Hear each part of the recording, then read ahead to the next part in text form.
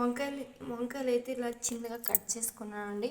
చూడండి, ఇలాగా 4 పీసెస్కి ఇలా కట్ చేసుకొని నీటిలో అయితే వేసేసుకున్నాను అనమాట. సో ఇవి వచ్చేసి మేము చేనులో పండిండేవండి. సో దానికి ఇలాగైతే ఉండేవన్నమాట.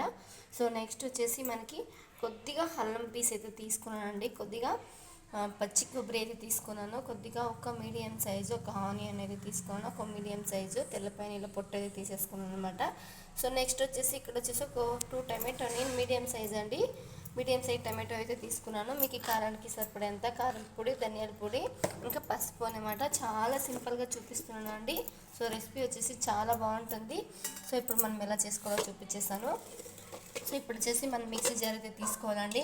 ఒక మిక్సీ జార్ అయితే తీసేసుకొని మనము ఒలిచి పెట్టుకున్నాం కదా తెల్లపాయలను అయితే ఇలాగైతే వేసేసుకోవాలన్నమాట.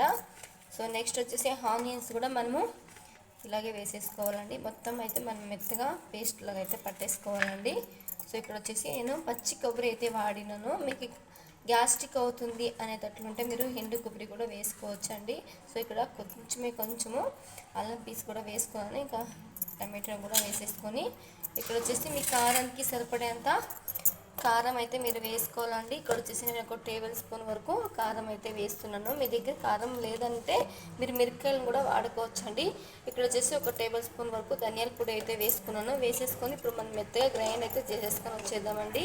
చూడండి, వాటిని అయితే మనం మిక్సీ పట్టేదానికి అయితే పెట్టేసుకున్నాం కదా. ఇప్పుడు వచ్చేసి ఒక ఫ్రై ప్యాన్ అయితే తీసేసుకోవాలి. ఒక గిన్నె అయితే తీసుకోవాలండి. ఒక గిన్నె అయితే తీసేసుకొని మనం మామూలుగా ఒక 2-3 వరకు ఆయిల్ అనేది, కొద్దిగా ఆయిల్ అనేది ఎక్కువే పట్టుతుందండి. సో దానికోసము నేను కొద్దిగా ఆయిల్ అయితే వేసుకున్నాను. దాంట్లోకి ఒక మీడియంగా ఒక చిన్న సైజు అంటే చెక్క లవంగం అయితే వేసుకున్నాను అనమాట. సో ఇప్పుడు వచ్చేసి మీరు స్టవ్ని అయినంత వరకు స్టిమ్లో పెట్టుకొనేసి ఇప్పుడు వచ్చేసి మనము నీట్గా కడిగి పక్కన పెట్టుకున్నాం కదా. ఒక్కొక్క వంకాయని ఇలాగైతే వేసేసుకుందామండి. ఒక్కొక్క వంకాయని ఇలాగైతే ఆయిల్ పెట్టేసుకున్నాము. ఇలా ఒక్కొక్క వంకాయని కొద్దిగా మనము స్టవ్ని స్టిమ్లో పెట్టుకోవాలండి, లేదంటే మనకి ముఖానికి ఎగిరే ఛాన్సెస్ కూడా ఉంటాయి అన్నమాట.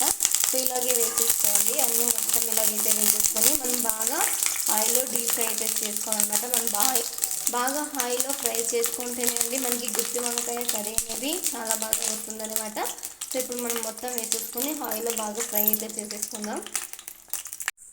చూడండి, ఇలాగైతే మనకు ఫ్రై అయితే అయిపోవాలన్నమాట. సో ఇప్పుడు వచ్చేసి ఒక చిటికెడంతా పసుపు కూడా వేసేసుకుందాము. ఒక టేబుల్ స్పూన్ అంత పసుపు కూడా వేసేసుకొని బాగా కలిపేసుకోవాలన్నమాట.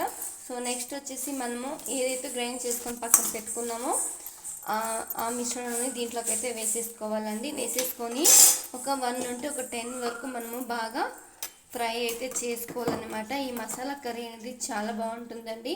సో ఇప్పుడు వచ్చేసి మనము మిక్స్ చేసుకొని పక్కన పెట్టుకున్న ఈ మసాలా మొత్తం అయితే వేసేసుకుందాము. మనము వంకాయలు వేసేటప్పుడు అయినంత వరకు మీరు స్లిమ్లో పెట్టుకోవాలి. అంతేకాదు ఒక్కొక్కటి వేసేదానికన్నా ముందు మొత్తం అన్నీ ఇలా చేతిలో పిడికిలో పెట్టేసుకొని ఒకేసారి వేసేసుకోవాలండి. స్లిమ్లో పెట్టేసుకొని బాగా నీట్గా వేసేసుకొని ఒక పక్కన ఒక ప్లేట్ అయితే మూసేసుకోండి, లేదంటే ముఖానికి అయితే ఎగిరే ఛాన్సెస్ ఉంటాయన్నమాట. సో దానికోసమే చెప్తున్నాను. ఇప్పుడు మనము మసాలా మొత్తం కడిగేసి మిక్సీ జార్లో ఉండదు మొత్తం కూడా వేసేసుకుంటున్నాను చూడండి. సో మనం మొత్తం ఇలా వేసేసుకొని ఇప్పుడు వచ్చేసి మీకు కావాల్సిందా ఉంటే మీరు ఎక్కువ వాటర్ కూడా వేసుకోవచ్చు అనమాట. సో నేను ఇక్కడ ఇంకా ఒక గ్లాస్ వాటర్ కూడా వేసుకోవచ్చు. మీరు ఎక్కువ క్వాంటిటీ చూసుకొని మీరైతే వేసుకోవాలండి. సో అంతేకాదు ఈ కర్రీ మసాలా కర్రీ అనేది మనకి కొద్దిగా గట్టిగా ఉంటేనే సరిపోతుందండి. లేకపోతే నీరు కొంచెం వాటర్ అనేది ఎక్కువగా పలచగా ఉంటే బాగుండదు. సో కర్రీ అనేది ఎప్పుడైనా కానీ కొంచెం గట్టిగా ఉంటే మనకి టేస్ట్ అనేది చాలా బాగుంటుంది. ఇప్పుడు వచ్చేసి మనం మొత్తం అయితే వేసేసుకున్నాం కదా. ఇప్పుడు వచ్చేసి 1 నుండి ఒక 50 మినిట్స్ అయితే అయిపోయింది కదా. సో ఇంకొక 50 మినిట్స్ అయిపోతే మనకి కూర అనేది ఇలాగైతే వచ్చేస్తుంది అన్నమాట. సో ఎంతో టేస్టీగా ఉంటుందండి, చాలా బాగుంటుంది. వేడిగా అన్నంలోకి అయితే చాలా అంటే చాలా బాగుంటుంది, చాలా టేస్టీగా ఉంటుంది. అంతేకాదు చేయడం కూడా చాలా సింపుల్. చూసారు కదా ఎంత సింపుల్ అన్నమాట. సో ఇంకెందుకు లేటు, ఈ రెసిపీ మీకు బాగా నచ్చిందంటే ఈరోజే ట్రై చేయండి. ట్రై చేసి ఎలా వచ్చిందని కామెంట్ చేయడం అస్సలు మర్చిపోకండి. చూడండి, వంకాయలు కూడా ఎంత బాగా ఫ్రై అయితే అయిపోయినాయి అన్నమాట. సో చాలా అంటే చాలా బాగుంటుంది. ఒకసారి ఈ రెసిపీని మీరు కూడా ట్రై చేసి ఎలా వచ్చిందని కామెంట్ చేయడం అస్సలు మర్చిపోకండి. నెక్స్ట్ మీకు ఎలాంటి రెసిపీ కావాలన్నా కామెంట్ చేయండి.